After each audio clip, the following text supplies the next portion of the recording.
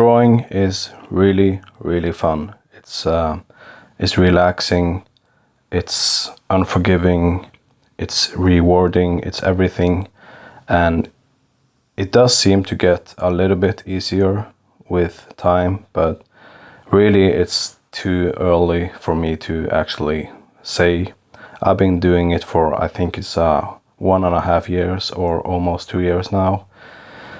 The first year was pretty intense. I was drawing every day, watching videos of Drawaholic and Jazza, all the big YouTubers, and just wondering like how are they able to create such stunning art. And Marco Bucci with his color theory and color, all the videos he made about coloring and painting. So learning to draw, it's really hard. I do believe that there is a certain talent that some people have more talent than others, and they kind of get a head start. But if you do have passion and are able to stay consistent, you can go really, really far. I have not been super consistent. That's something that I'm trying to change. Don't really know what I want to draw. I made a poll on my YouTube channel about what people want to see more of. It was either portraits or animals, and 2 votes, they said animals. So here I am trying to draw creatures, horses, bears, sharks, whatever, just trying to draw wildlife and also creating creatures from my imagination on the side. It's really fun to try something else. I really enjoy to draw people. I enjoy drawing faces, but I feel it's a little bit more forgiving to draw creatures and animals, because that's something that you don't really see every day. Everybody knows what a face looks like. Everybody knows what Ariana Grande or Hugh Jackman looks like. And if you make a small mistake, it can look like a different person. And that's not the case with animals. So in that sense, it's way more fun. And it can be easier to actually stay consistent because you're not thinking about the flaws. And right now I'm just trying to render, I'm trying to shade, trying to just taking my time and try to see the values and what kind of pencils that I need to use. For this one I am using HB mainly for the overall shading and rendering, and then I'll use B and 2B for the slightly darker shadows, and then it's 6B and 8B for the darkest, the black,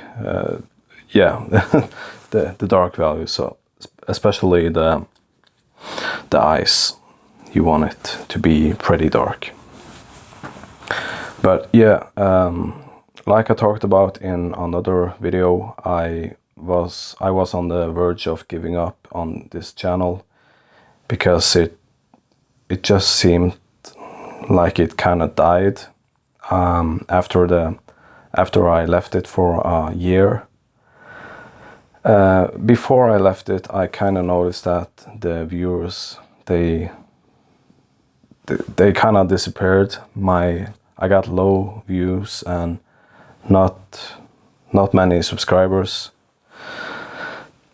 So it was really demotivating, and I just found other hobbies and life happened.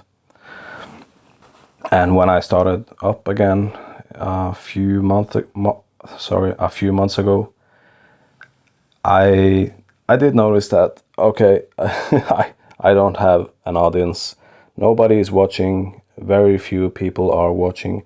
And if you are hearing this, thank you for watching. Thank you for being here. I am trying my best to bring life to this channel again, to revive this channel. And it's kind of all about it. It's all over the place with the videos. I have been drawing too much different stuff, I think, and I'm not really sure about what the channel is about. So I'm trying to find my niche, just trying to make more videos, and hopefully I'll find my style, and I will find my true audience. I hope YouTube pushes out these videos to people that wants to see them. You can't always trust the algorithm.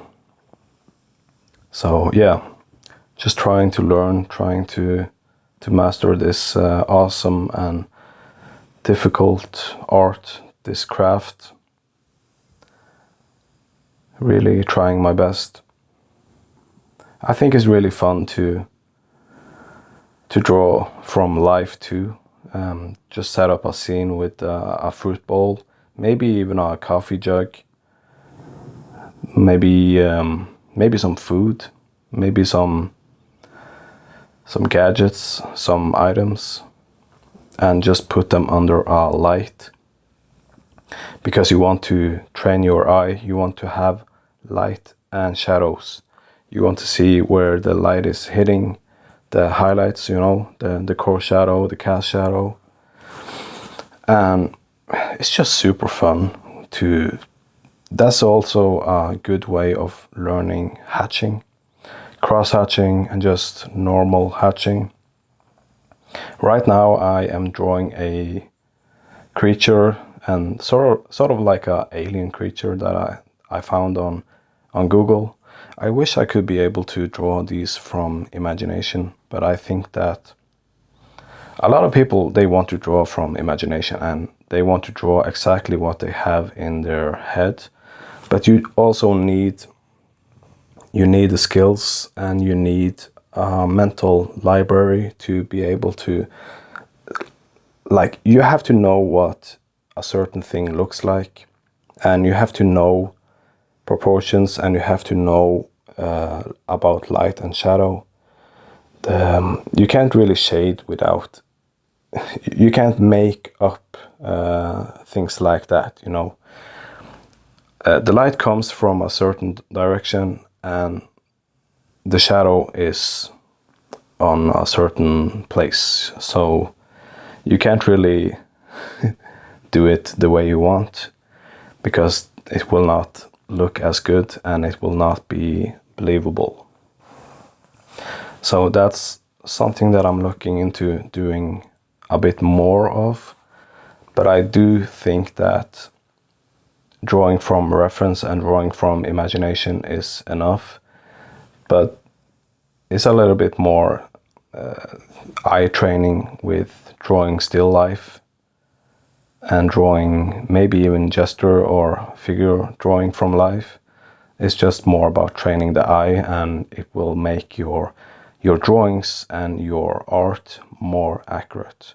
And accuracy is something that's big in drawing. You want to be precise, you want to be accurate, you want to have a steady hand. And I'm just trying to learn, I'm just trying to get better every day.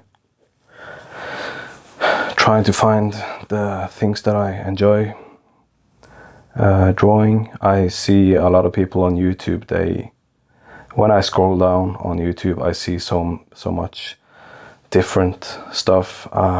Everything from digital in Procreate to traditional, graphite pencil, charcoal, not so much color pencils.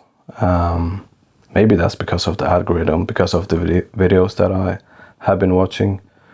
But alcohol markers, they are super fun too.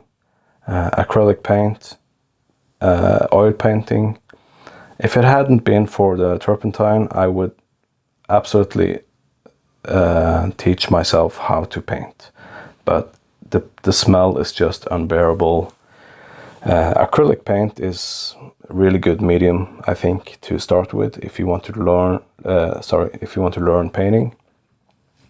Something that I want to try in the future, but mainly now it's all about finding out what you want to draw, what kind of, like what genre, what what is it? Animals? Is it people? Is it buildings?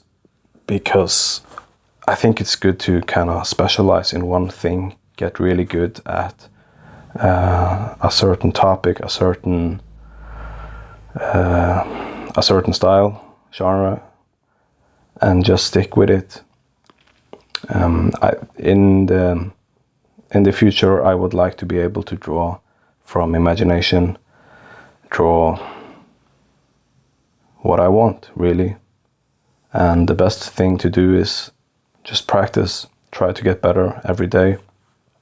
I am 36 years old now, and I believe that you can start drawing at any age as long as you keep it going.